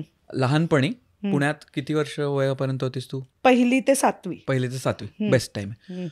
त्या कालखंडातलं तुला खूप आवडायचं किंवा फॅसिनेटिंग वाटायचं असं दुकान तुला आठवतं का कोणतं पुण्यातलं? कसलंही असू शकतं. दुकानाचं नाव नाही आठवत नाही, मला, पण मी महाराष्ट्र मध्ये होते आणि मग हायस्कूलला गेलो, कटारिया हायस्कूल. तर तेव्हा ते प्रत्येक शाळेचे शूज एका दुकानात मिळायचे ना, म्हणजे शूज, युनिफॉर्म, हो. आणि तिथे जाऊन फक्त शाळेचं नाव सांगायचं आणि ते तुम्हाला कपडे द्यायचे त्या शाळेचे, तुमच्या मेजरमेंटचे. मला ह्या गोष्टीचंच फार कौतुक वाटायचं की सगळ्या शाळांचे यांच्याकडे कपडे आहेत किंवा सगळ्या शाळांचे शूज आहेत की कारण आम्हाला मंडे टू फ्रायडे एक युनिफॉर्म होता, सॅटर्डेला वेगळा युनिफॉर्म होता. तर तोही त्यांच्याकडे मिळतो. त्यांना हे पण माहिती आहे की माझ्या शाळेत सॅटर्डेला काय घालतात. ह्याचं मला लहानपणी खूप कौतुक होतं. म्हणजे मला ते असं काहीतरी मॅजिकल दुकान वाटायचं की ह्यांना सगळं माहिती आहे आपलं. म्हणजे आय यूज टू फील की त्यांना आपल्या शाळेबद्दल सगळं माहिती आहे बिकॉज त्यांच्याकडे युनिफॉर्म आहे. सो ते एक लक्ष्मी रोडला होतं मला वाटतं ते दुकान. ते मला फार भारी वाटायचं की ह्यांच्याकडे सगळं मिळतं. ते कसं दिसायचं दुकान? सांग ना, असं एक्सप्लेन करायचं असेल तुला काय तिथे? असं खूप छोटी छोटी दुकानं होती. त्यात ट्यूबलाईट असायची खूप छोटी, कारण आम्ही जनरली माझी मेमरी संध्याकाळची आहे म्हणून मला ते आठवतं. आणि सगळ्या शाळेंचे असे रचलेले असायचे युनिफॉर्म्स, थप्पी, आणि शूज पण असायचे त्यांच्याकडेच. तो वास, हा विशेष वास, करेक्ट वास यायचा त्याला. आणि मग ते असे लावून दाखवायचे. आणि मग तेव्हा दुसऱ्या शाळेतलं कोणीतरी पण युनिफॉर्म घ्यायला यायचं. मग तेव्हा असं वाटायचं माझ्या शाळेचा युनिफॉर्म जास्त भारी आहे, जस्ट बिकॉज तुम्ही त्या शाळेत आहात. माझ्या शाळेला 4 ग्राउंड आहेत वगैरे असं काहीही वाटत त्या स्पेसमध्ये असताना. बेल मोठी, हा काही व्हॉट एव्हर. सो ते कपडे ते असायचे वेगळ्या वेगळे ह्याचे लावून ठेवलेले. आणि मागे म्हणजे आता तो सेल्समॅन होता ते पुढे शाळेंचे असायचे आणि मागे लहान मुलांचे कपडे असायचे, जनरल कपडे. हा, तर ते होते काचेच्या ह्याच्यात, जसं ती स्लाइड होणारी, तसं करून इसका ये कितने साल का बच्चा आहे, किती वयाचा आहे बाळ, काय 4 वर्षाचं आहे, त्याचे कपडे निघायचे. असं ते मला आठवतं. आणि मागे गोडाऊन सारखं होतं आणि ते वरनं चप्पल टाकतात ना, ही नाही झाली ती वर टाकायची आणि परत, तर राजू 7 नंबर टाक. हा राजू 7 नंबर टाक. तर तसं त्याला होतं, एक मोठं भगदाड होतं मध्ये. ते सगळं मला आठवतं. सेटअप होता हो दुकानाचा प्रॉपर. आणि खूप गर्दी असायची, कारण ऑब्व्हियसली प्रत्येक वर्षी म्हणजे जेव्हा आम्ही जायचो ते घ्यायला, म्हणजे सगळेच यायचे ना, प्रत्येक शाळेतली मुलं, खूप गर्दी असायची त्याच्याकडे. ते मला आठवतंय प्रॉपर. प्रकर्षाने तुला ते आठवतं? हो अगदीच आठवतं मला ते. That is like one memory. आणि दुकानदार काका वगैरे काय? हो. आणि त्यांच्याकडे मला वाटतं लहान मुलांसाठी ना असं काहीतरी खायला असायचं. आपल्या श्रीखंडाच्या गोळ्या असतात ना, हा, तर ते श्रीखंडांच्या गोळ्यांचं काय खूप दिवसात खाल्ल्या नाही, मला फार आवडतात. तर त्यांच्या अशा पुढे असायच्या. म्हणजे अगदीच एखादं हा युनिफॉर्म नको वगैरे करत रडायला आलं, पण ते तेव्हाच द्यायचे. जनरल लहान मूल आल्यावर द्यायचे नाही. ते रडलं तरच ते सुपर पॉवर, तरच ते मिळायचे श्रीखंडाच्या गोळ्या. तर तेही मला आठवतं एक होतं त्यांच्याकडे. किती चांगली सेल्स टेक्निक आहे. हो, रडलं रडलं मूल की श्रीखंडाची गोळी द्यायची, की जेणेकरून दुसऱ्या दुकानात नको जायला. गर्दी असायची ना, त्यामुळे मुलांना असं व्हायचं की यार जाना so that nobody is bothered. एक श्रीखंडाची गोळी घ्या. आणि जशी टाइमलाईन बदलत गेली ना, आपण जसे मोठे होतोय, तसं टाइमलाईन नुसार ना ह्या सगळ्या दुकानांमध्ये द्यायच्या पिशव्यांचे प्रकार पण बदलायला लागलेत. असं एकदम रिअलायझेशन. हो हो खूपच.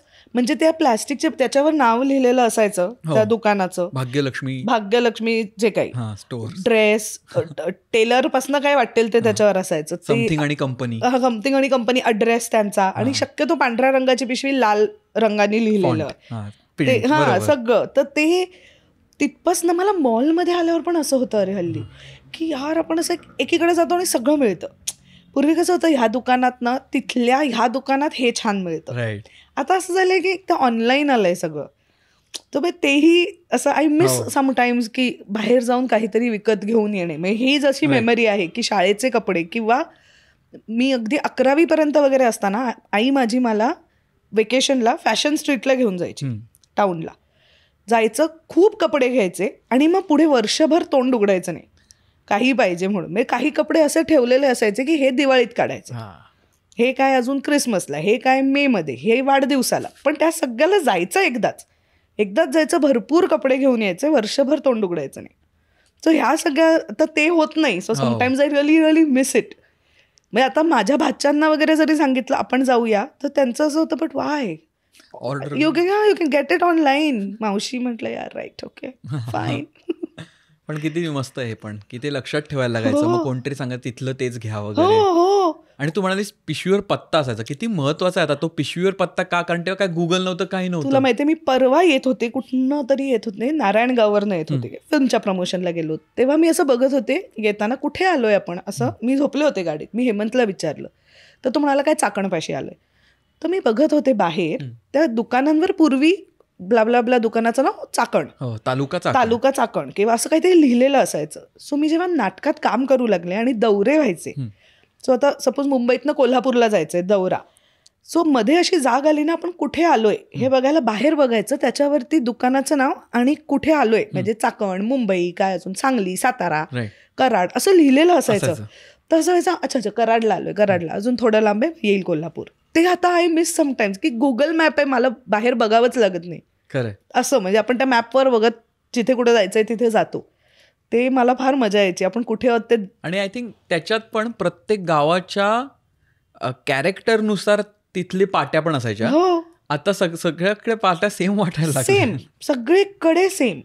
म्हणजे मुंबईत शिरल्यावर पण तेच, कराडला गेल्यावर पण तेच, सांगली, सातारा, अजून कुठेही जा तुम्ही साधारण पाट्या आता सेम असतात. हो एकदम जोरात इंग्लिशमध्ये असतात, किंवा असं खूप पॉश मराठी फॉन्ट वगैरे असतो. पूर्वी असं काही नॉर्मल पाटी त्याची. पूर्वीच्या पाट्या ही माझी ट्रिप आहे आयुष्यात. हो रिअली. जुन्या दुकानांच्या त्या पाट्या दिसल्या की मी असा जो झोन पकडतो मी. करेक्ट. फार सुंदर वाटतं ते, गूढ वाटतं पण छान वाटतं. करेक्ट. आपण असं वेगळीकडे अचानक बालपण वगैरे आठवतं. मला तर आठवतच नक्कीच. हो, कारण ते बालपणीच आपण एक्सपोज झालेलो. तर अशी नवीन वर्ष चालू झालेलं आहे, मला एकदम असं वाटलं तुला विचारावं असं की ह्या वर्षी तुला असं काय आहे की जसं सेल्फ इव्हॅल्युएशननी मालिकांचं आपण मगाशी म्हणालो तसं तू आत्मपरीक्षण केलंस का, किंवा करणार आहेस का, किंवा ह्या वर्षी तुला असं काय पर्सनली तुला काय करायचंय, किंवा एक सवय सुद्धा असू शकते ती काय करायचंय. बऱ्याच गोष्टी आहेत actually. I am really looking forward to this year. Accountability म्हणून मी म्हणतोय, म्हणजे पुढच्या वर्षी बघशील पॉडकास्ट परत त्याला वाटेल की हे म्हटले होते मग हे कट करा हे लपवून ठेवा, हे असं काहीच दाखवू नका. नाही माझं जेन्युइनली म्हणणं आहे की यावर्षी मला स्वतःवर नॉट जस्ट फिजिकली किंवा असं मेंटली खूप काम करायचंय. म्हणजे I really want to do meditation. मला स्वतःला इथनं शांत करणे किंवा लेट गो करणे काही गोष्टी, जो माझा स्वभाव नाही आहे, तर ते सगळं मला जेन्युइनली खूप करायचंय. बिकॉज मला असं वाटतं की आपण खूप खूप धकाधकीत आणि असं खूप I am taking everything way too seriously. तर तसं नाही करत इट्स ओके म्हणत. So this is like my this year's resolution असं म्हणायलाच तरी चालेल की जरा टेक इट इझीमध्ये जायचं आहे मला. म्हणजे नॉट इन वर्क स्पेस, ते ठीक आहे, त्याचा स्ट्रेस ठीक आहे, पण अदरवाईज पण आयुष्यात ना जनरली एक शिस्त आणावी, मेंटल जगण्याला एक शिस्त आणावी, असं माझं फार आहे ह्या वर्षी. मस्त आहे. I think internal dialogue. हो ऍब्सोल्युटली. आणि it only depends on me. बाहेरचा फॅक्टर त्याला काही हे नाही करू शकत. म्हणजे ते त्यांनी इन्स्टिगेट व्हायचं नाही व्हायचं, वाईट वाटून घ्यायचं, आनंद वाटून घ्यायचा नाही घ्यायचा, ह्या सगळ्याचं मला जरा, माझं ना असंच हे धिस एंड किंवा दॅट एंड मध्ये काही घडत नाही आयुष्यात माझ्या. एक्स्ट्रीम आहे, तर ते मला कमी करायचं. मला रागही प्रचंड येतो, मग मी खुश असले की तेही प्रचंड होतं. ते जरा मध्य गाठायचंय मला, जरा टेक इट इझी, बॅलन्स आणायचं. हो जरा हो. नाईस. कारण आत्ता तोच झोन असतो सगळ्यांचा, मला ह्या वर्षी हे करायचं ते करायचं. तर आम्ही पण बघत होतो काहीतरी, आणि त्याच्यात एखादं काहीतरी मी कोणाची तरी व्हिडिओ पाहत होतो ह्याच्याबद्दलची, आणि त्याच्यात त्यांनी एक चांगली गोष्ट सांगितली, मी जस्ट शेअर करतो. अगेन नॉट न्यू, पण आपण बरेचदा ठरवतो ह्या वर्षी मला हे करायचं आहे, पण आपण ना त्याचे अकाउंटेबिलिटी किंवा चेक पॉईंट्स ते नाही ठरवत. करेक्ट. आपण म्हणतो यावर्षी होईल. तर त्यांनी काय म्हटलं त्याच्यात, तो 3 महिन्यांनी डिझाईन करतो की एव्हरी 3 months मी त्या 3 गोष्टी आहेत ज्या मला करायच्यात ते मी लिहून ठेवणार, 3 महिन्यांनी इव्हॅल्युएट करणार की मी कितपत केलं, नाही केलं, एकदा प्रयत्न केला. म्हणजे आता मी जेव्हा हे म्हणाले तुला की आता मला हे करायचंय, मला मेडिटेशन करायचंय, आत्ता जेवढे काही दिवस झालेत जानेवारी महिन्यातले, ह्यातलं मी एकदाही ते केलेलं नाहीये. राईट.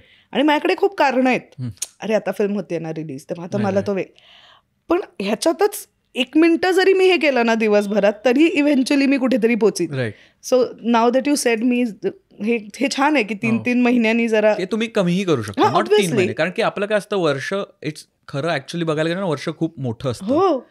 आणि त्याच्यात नाही आपण केल्या गोष्टी तर निसटून म्हणजे असं होतं या वर्षी करणार आहे, ह्या वर्षी कॅन बी डिसेंबर ऑल्सो, आणि बाय दॅट टाइम पुढचं वर्ष येतं. So this is like accountability check points ठेवायचे की आपण पण नाही केलं तरी लिहितो आपण की बाई नाही केलं मी जानेवारी. करेक्ट. आणि मग आपल्यालाच वाटतं की नाही केलं पाहिजे, सुरुवात तरी केली पाहिजे. You are right.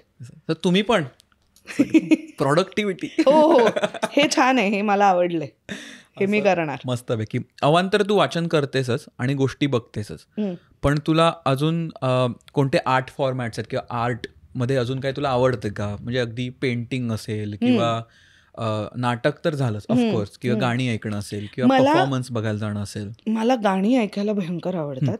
मला आता तू असं विचारशील ना की असं क्लासिकल का हे असं मला इन पर्टिक्युलर सांगता येणार नाही, पण काहीतरी मला खूप भावतं.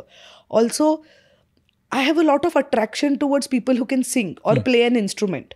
म्हणजे मला त्याच्यातली अक्कल आहे का नाही ते मला माहिती नाही, पण मला असं कोणीतरी खूप छान वाजवत असेल ना काहीतरी, मला असं फार ते ओव्हरवेल्मिंग वाटतं की कसं ह्याला येतं वाजवतं, हे किती छान वाजवतं, किती छान गातोय, हे मला खूप आहे. म्हणजे खूप मला त्याचं कौतुकही आहे, आणि असं मी अशी भारावकर होते ते बघून. खूप खूप इंटरेस्ट आहे मला, स्पेशली असं इन्स्ट्रुमेंट तर आहेच आहे, खूप आहे मला त्याचं, की ऐकायला आवडतं, बघायला आवडतं, किंवा कोणी मित्र किंवा मैत्रीण काही इन्स्ट्रुमेंट वाजवत असेल तर मला फार होतं की हां तू वाजव ना, आज तू वाजव, आपण ऐकूया, असं माझं फार आहे. तसं तुला ते आवडतं? खूप आवडतं. नाच म्हणजे लहानपणी आमच्या घरी सगळ्यांना वाटायचं की मी डान्सर होणार, काही कारण नाही, सगळ्यांच्या लग्नात नाचायचे म्हणून. सगळ्यात लहान होते, त्यामुळे जे तेव्हाचं गाणं असेल त्याच्यावर आपला एक क्षिती नाच करून दाखव की निघाली. शाळेतला आठवतं कोणतं गाणं जे तुला खूप वेळ तू त्याच्यावर डान्स केलास? एक त्याचा आता अर्थविर्थ मला काही येत नाही, काहीतरी असं होतं ॲन्युअल फंक्शनला, कारण ते त्याच्यानंतर खूप वेळा करायला लावलं मला. बागुंदा पुंगालू, बागुंदा पुंगालू, बागुंदा, असं एक त्याचं एक हे पण होतं स्टेप, आणि ते मी खूप केलं अरे नंतर. आणि बिहू पद्धतीचं होतं की काय? हा बिहू नाही माहित पण नाही, पण असं बंगाली होतं बहुतेक ते काहीतरी. तर पण ते मला डोक्यात माझ्या फिक्स आहे, बागुंदा पंगालू एवढं. आणि जरा काय झालं की त्या वर्षी आमच्याकडे होतं चला बागुंदा पंगालू की निघाली क्षिती, हे गाणं मला फिक्स आठवत आहे. आणि हम आपके है कौन, कारण त्याच वर्षी माझ्या बहिणीचं लग्न झालं, तर दीदी तेरा देवर पासनं वाहा वाहा रामजी पासनं लो चली मैं, ह्या सगळ्यावर मी नाचलेली आहे बहिणीच्या लग्नात. तेव्हा मी 6वीत होते. तेव्हा नाचायचे? मला वाटलं संगीत हा ट्रेंड आत्ताच आहे. संगीत नव्हतं तेव्हा, दॅट वॉजंट कन्सिडर्ड एज संगीत. इव्हेंट नाही येतो, इव्हेंट नाही येतो. ते असे सगळे बसलेत ना, घरचे भेटलेत, आता काय मेहंदी लावून झाली, आता काय करायचं, क्षिती नाच की निघाली क्षिती. एक कॅसेट लावली, आणि आता लो चली मैं झालं, मग आता ह्याच्यावर नाच, हे झालं मग आता त्याच्यावर नाच. किंवा चाळ माझ्या पायात, हे जे गाणं आहे चाळ माझ्या पायात पाय माझे तालात, त्याच्यावरती तर नाच बसवला होता माझा कुठल्या तरी कॉम्पिटिशनला पुण्यात, की त्याच्यावर मी सुरू. आणि कपडे वगैरे घालून मला आवडायचं, ते नऊवारी तेव्हा शिवली होती, ते नऊवारी वगैरे घालून मी नाचायचे त्याच्यावर. ते मला प्रॉपर आठवत आहे. पण हा विनोदाचा भाग झाला. पण मी काही 1-1.5 वर्ष कथ्थक शिकले सोनिया परचुरेकडे. सो त्याचे परफॉर्मन्स बघायला, म्हणजे आता आपण असे स्क्रोल करताना येतं ना रील्समध्ये, जेव्हा ते असे खरंच खूप छान नाचणारे असतात ना, मला असं खूप छान वाटतं. मी ते असं खूप वेळा बघते परत, की anybody who can do something like this and keep you engaged, I think that person has some magical quality about them. म्हणजे हे करणं, खूप लोक नाचतात, काहीच लोकांचं आपल्या मनाला भावतं. राईट. म्हणजे not everybody is Birju Maharaj, बरोबर, किंवा not everybody is Zakir Hussain, असं सगळे नसतात ते. सो काही अशी माणसं आहेत ना की जे असं दैवी वाजवतात. हां, सो ते मला फार अट्रॅक्ट करतं. असं करणारी माणसं खूप जास्त. आणि अशा माणसांचा प्रेझेन्स पण, इव्हन इफ ते वाजवत नाहीत त्यांचा आर्ट हो, फॉर्म, एक काहीतरी ना त्यांच्या आले तरी हा पर्सनॅलिटीत असं काहीतरी वाटतं. म्हणजे शंकर महादेवन गातात तेव्हा असं वाटतं की क्या बात आहे यार, असं काहीतरी सगळं असं माहोल बदलतो. किंवा आता सोनियाताई परचुरे स्वतः नाचताना मी तिचे जर काही परफॉर्मन्सेस बघितलेत तेव्हा असं वाटतं काय मस्त नाचते, काय मस्त माहोल क्रिएट केलाय. ते मला फार कौतुकास, म्हणजे मला फार त्याचं अट्रॅक्शन आहे. मस्त आहे. आणि आय थिंक ते देऊन पण जातात आपल्याला, स्वतःबद्दल शिकवतात. ते रँडम नाचत न स्वतःबद्दल काय शिकणार, पण तेव्हा ना all these things are inspiring, की त्या कसं मन लावून करतायत तसं आपल्याला आपलं काम मन लावून करता आलं पाहिजे. You should be able to take the other person in a different world. ते तसं मला फार होतं असे परफॉर्मन्सेस बघून. डेफिनेटली खूप वेळा. आणि हे कन्झ्युम करणं, गोष्टी बघणं, किंवा आमचे एपिसोड नाही पण सगळं बघणं, आणि ह्याच्यातनं पण आपण एक घडत जातो आणि आपण काम करताना ते येतं बाहेर असं वेगळं. डेफिनेटली. आता तू प्रोड्यूस करतेस तेव्हा त्या प्रोडक्शन प्रोसेस मधली तुझी आवडतं काय तुझ्या, म्हणजे तू काय आवडतं तुला सगळ्यात जास्त when it comes to production? On set. म्हणजे प्रीला तर काय असतं, थोडं आपण हवेत असतो की असं होणार, मग असं होणार, मग असं होणार. पोस्ट द फिल्म सगळं करून झालंय. आता जे झालंय ते आयदर छान झालंय ते लोकांपर्यंत पोचवा, किंवा काही गडबड असेल तर ते निस्तरा. पण on set every day is a new day. आपण ठरवलंय तसंच्या तसं त्या दिवशी झालंय असं कधीही होत नाही. काहीतरी राहतं, काहीतरी वेगळं होतं, काहीतरी. म्हणजे आता ह्या फिल्मला फर्स्ट क्लास दाभाडेला आम्ही नारायणगावला शूट केलंय. तर त्याच्यामध्ये ना एक बस आहे एका सीनला, तर एक बस आम्ही फायनल वगैरे केली, सगळं झालं.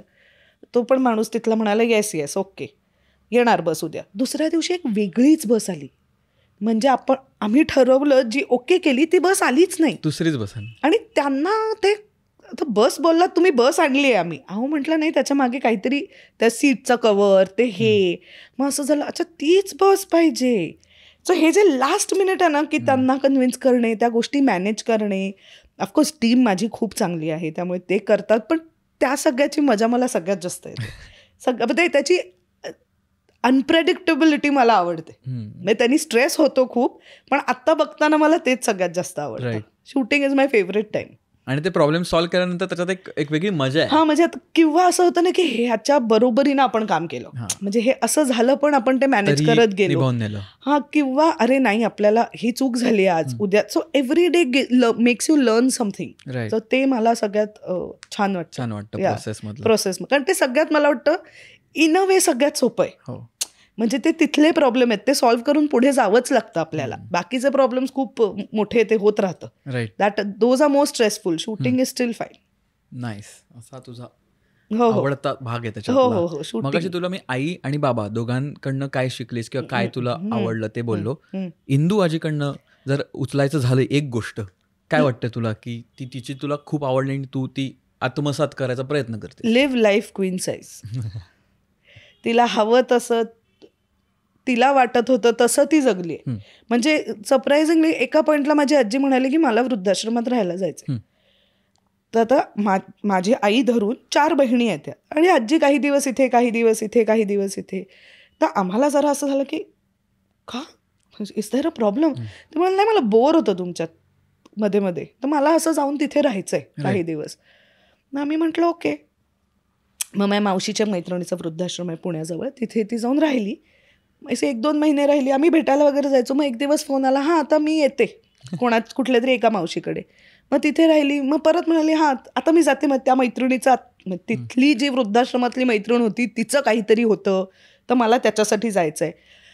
सो तिने ना त्याचं कधी असं प्रेशर नाही घेतलं. मला वाटतं की बापरे, वृद्धाश्रम म्हणजे काहीतरी. आता माझं मुलींची भांडणं, तर ते 4 बायका एका वेळेला, मग भांडणं तर आलीच, त्याला काही पर्यायच नाही आहे.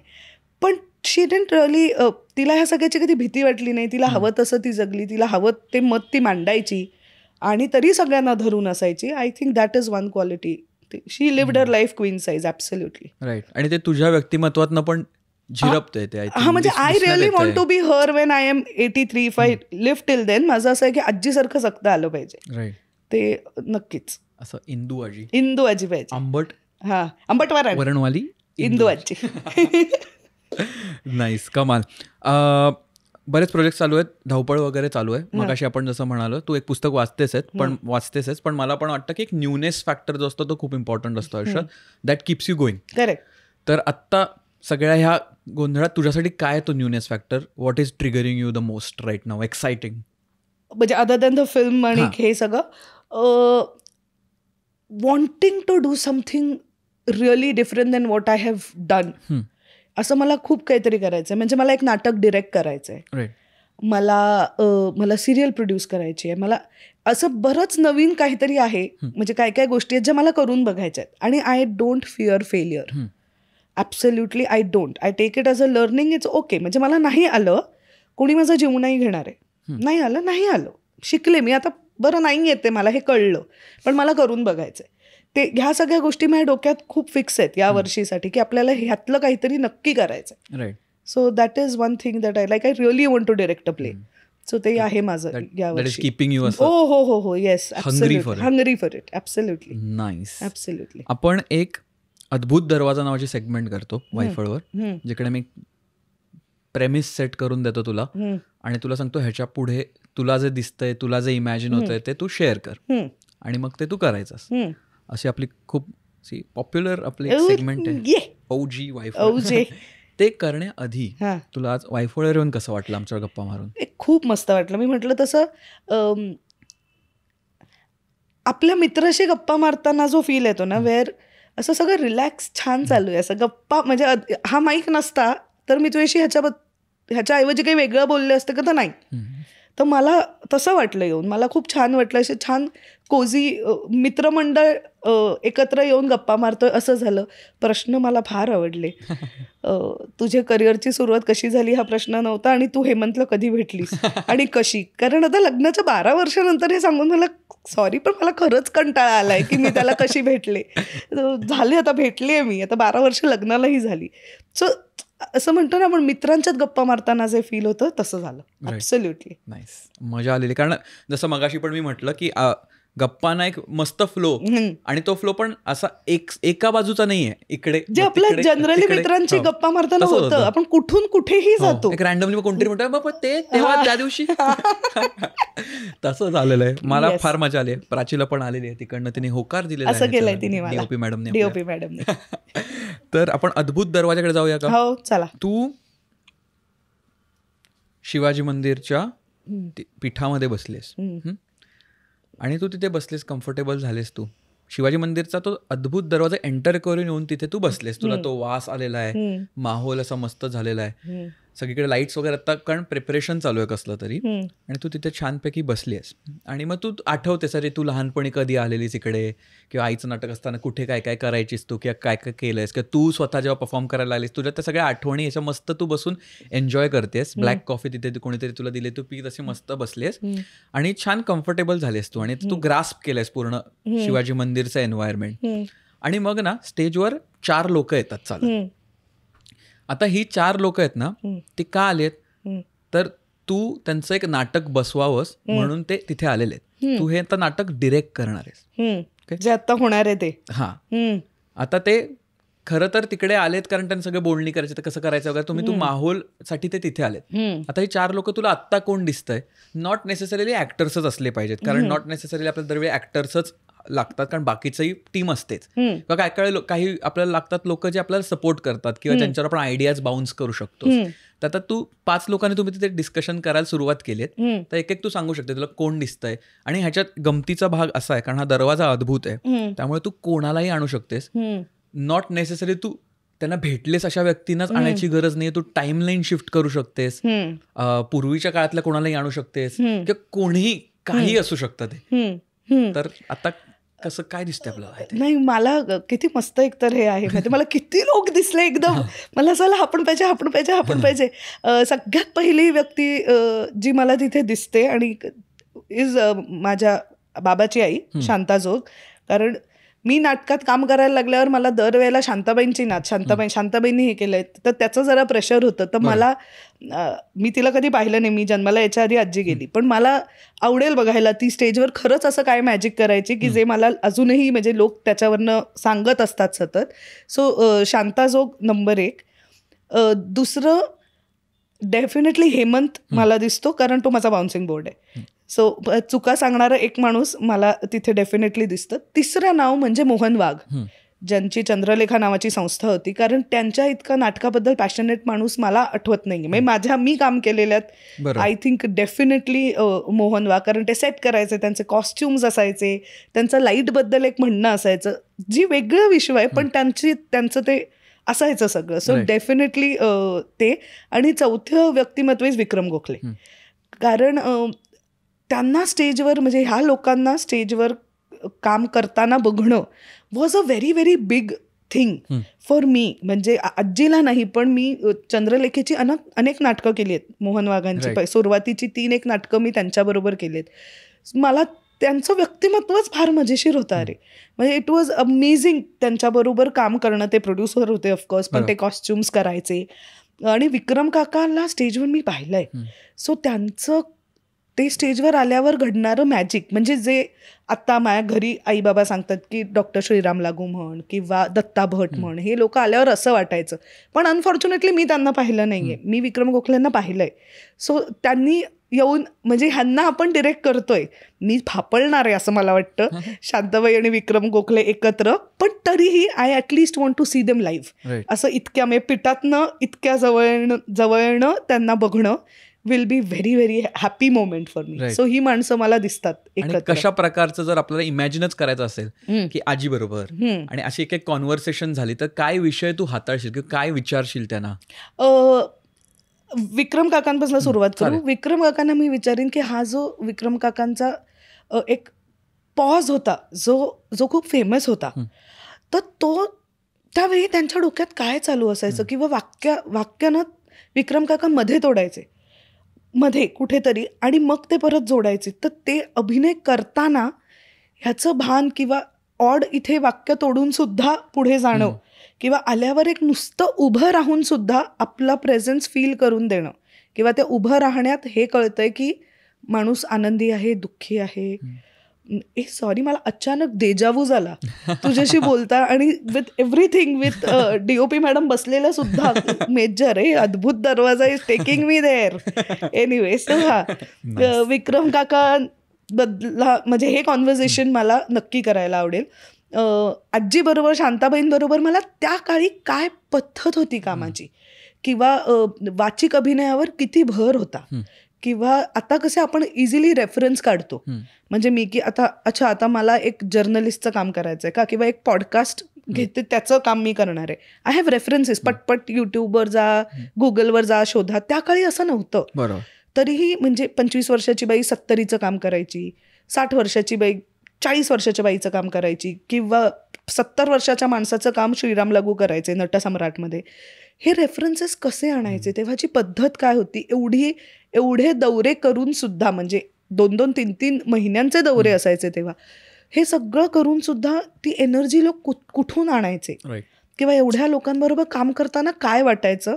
आणि त्या काळात जेव्हा नाटकाला खूप म्हणजे अजूनही आहे, पण तेव्हा नाटक वॉज दी ओनली थिंग.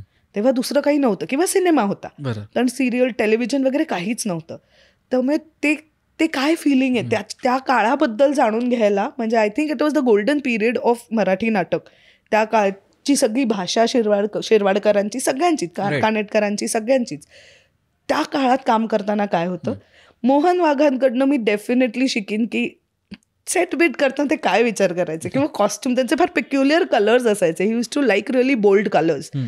तर ते, आणि नाटकाची कंपनी चालवायची एका पद्धतीने, त्याच्यावर एवढं प्रेम करायचं, त्याच्यात स्ट्रिक्ट राहायचं पण तरी प्रेमाने वागायचं, ह्या सगळ्याबद्दल त्यांनी सुरुवात कशी केली मोहन वाघांनी, हे जाणून घ्यायला मला फार आवडेल.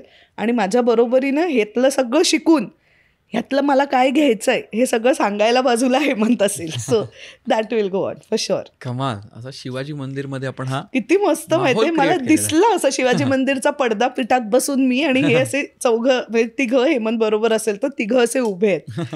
मला फारच मजा येईल. मस्तच तू साकारलास अद्भुत दरवाजा. कारण ह्याच्यात काय होतं, बरेचदा बोलता बोलता मला अद्भुत दरवाजा पण करायला का आवडतो, कारण आपण गप्पा मारलेल्या असतात आणि मग त्याच्या झोनमध्ये आपण एक वेगळ्या विचारांच्या ट्रेनमध्ये असतो. करेक्ट. आणि तेव्हा अशी एखादी संधी मिळाली जिकडे काहीतरी आपण इमॅजिन करू शकतो on top of that. Correct. म्हणजे आणि ना कपड्यांमध्ये पण इमॅजिन होतात आता. म्हणजे मला आता तू सांगितलंस ना, तर आता मी माझ्या आजीचे फोटो पाहिलेत फक्त, म्हणजे नटसम्राट मधले किंवा हिमालयाची सावली मधले, majorly black and white photo सगळेच. तर मला ती आता इमॅजिन होताना पण ब्लॅक अँड व्हाईट, म्हणजे नटसम्राट मधली बयो म्हणूनच इमॅजिन झाली, किंवा सरकार म्हणून इमॅजिन झाली, किंवा विक्रम काका फॉर सम रिझन मला असे ब्राऊन कुर्ता असं इमॅजिन होतात, किंवा मोहन वाघ मला त्यांच्याकडे एक पर्पल कलरचा शर्ट होता, त्याच्यावर ते ब्राऊन कलरची पॅन्ट घालायचे, असे इनगम टकाटक असायचे आणि असे ब्लॅक शूज. मला ते असे इमॅजिन झाली ही माणसं की ही अशी दिसत असतील आत्ता मी तिथे असते तर मला हे मस्त आहे. अद्भुत दरवाजा छान आहे. जबरदस्त. खूपच वाईब आहे. करेक्ट वाईब आहे. मजा आली. कमाल. आपण बऱ्याच विविध ठिकाणी आज फिरून आलो, असं वेगवेगळ्या गल्ली बोळांमधनं मेमरीजच्या, आणि पुढे सुरुवात असल्यामुळे आपण काय करायला आवडेल ह्याच्याबद्दलही बोललो. आत्मपरीक्षण हा एक त्याच्यातला एक महत्वाचा मुद्दा होता. 3 महिन्यांनी अकाउंटेबिलिटी पाहिजे, हे मी घेऊन इंडेक्स चालू करायला पाहिजे. तर सुंदर गप्पा मारलेल्या आहेत. आम्हाला पण बऱ्याच गोष्टी त्याच्यात शिकायला पण मिळालेल्या आहेत, आणि इन्स्पिरेशन आणि काय काय ट्रिगर्स असतात की ह्याच्यामुळे मग अरे हे एक्सप्लोर आपणही केलं पाहिजे, किंवा हे मला करायचं होतं, अरे वा आता ते छान मिळतं. आणि आय एम 100% शुअर आपल्या प्रेक्षकांना पण त्याच्यातनं काही ना काहीतरी मिळतं दरवेळी, आणि ह्याच्यासाठीच आपण सगळा घाट घालतो. त्यामुळे तू वेळात वेळ काढून आज आलेली आहेस आणि आमच्यावर या गप्पा पण मारल्या, त्यामुळे खूप खूप धन्यवाद. खूप जबरदस्त मजा आलेली आहे. आम्ही काय म्हणतो, आपले पॉडकास्ट आहेत ना ते बऱ्यापैकी टाइमलेस करायचा आपण प्रयत्न करतो, म्हणजे कधीही व्यक्ती हे बघू शकते आणि रिलेट त्याच्याशी करू शकते. आणि हे करत असताना जर तुम्ही कधीही बघत असाल, कारण हे कधीही बघू शकतात, तर कधीही बघत असाल तेव्हा क्षितीचं जे काही काम चालू आहे, जे आलेलं आहे तिकडे जा, त्याला प्रेम द्या. जे झालेलं आहे काम पण कुठे तुम्ही ऍक्सेस करू शकता, OTTवर किंवा कुठे, तर त्यालाही जाऊन प्रेम द्या.